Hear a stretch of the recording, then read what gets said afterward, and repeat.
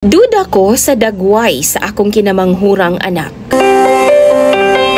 Tawagan na lang ko sa pangalang Aboy DJ Sam. 34 anyos ko og taga dinhi lang sa Davao Oriental. Minyo na ko og duna na ko'y tulo ka mga anak. Ang akong asawa tawagon na lang nato sa pangalang Anan. Si Anan DJ Sam duna siya'y boy best friend, si Igoy. Actually, sawa pa mi nagailan ni Mrs. na ana siya sa iyahang kinabuhi.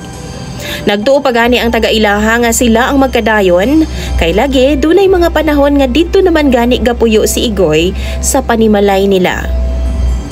Diyang nagauyab namin ni Anan DJ Sam, wa gihapon na bag-o ang tanan.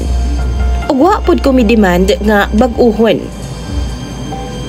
Wa na lang pud ko mi palag, kay lagi mas nauna man si Igoy miabot sa kinabuhi ni Anan. Welcome anytime si Igoy sa panimalay sa mga ginikanan sa akong misis. Hangtod karon gani DJ Sam, single pagihapon si Igoy. Sa tinuod lang, dili ko gaselo sa iyaha DJ Sam kay makita jud nako ang rason nga bisan sa ilang kasuod ni misis. Wa gihapon siya na develop. Kay lagi, makasaman ko sa Ginoo. Mura jud pud og gigabaan ang iyahang dagway DJ Sam. Napay simod nga murag suso. Itumon pud ang iyang pamanit og wa jud pud gibless sa ilong. Pero sayod ko nga buutan og maayong tawo si Igoy kay saksi ko ana. Gani ginatrato na pud nako siya sama sa akong mga igsuon DJ Sam. Ug during emergency, si Igoy ang akong madali-dali og sangpit. Una og ikaduha na akong anak, si Igoy ra jud ang gikuha namo nga ninong ni Anan. Kay lagi mura man pud siyag amahan na sa kasuod sa akong mga anak.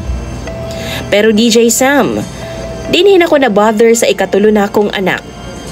Human manggod mga anak ni Mrs. kay mura naman hinuon og naong ni Igoy. Sama kang Igoy. Itumon, kulot og buhok, ug napay ilong nga mura jud og tikod sa iring kalapad.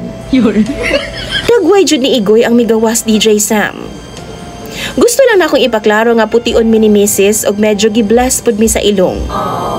Tuod dili mi mga gwapa o gwapo jud pero layo ra jud pud sa itsura sa among bunso.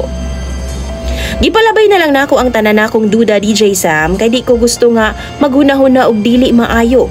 Batok sa ako ang anak og asawa. Pero ning bag-uhay lang.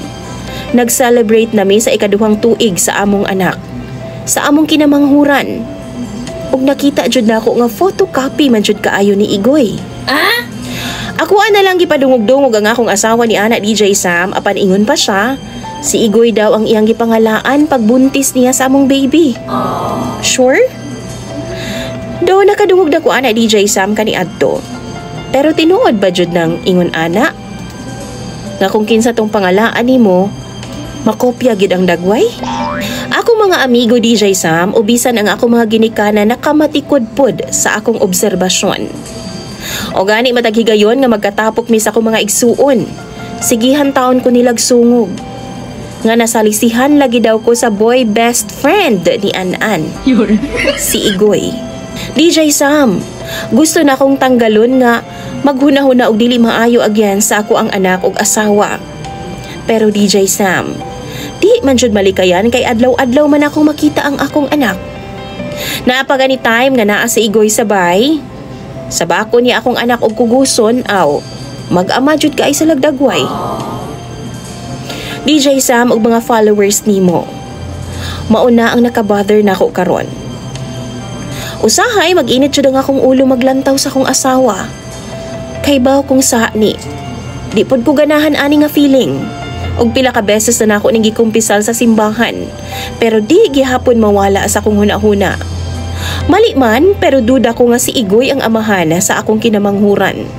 Pero unsaon man ako pag-confront sa akong asawa nga dili mahulog nga dakong away namo. Kana bitong dili siya masuko og malain ako.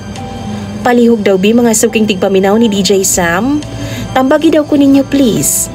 Wa ko masayod kung unsay angay na kong buhaton sa akong sitwasyon karon. Nabugatan na jud ko pag-ayo. Imong follower DJ Sam, Aboy.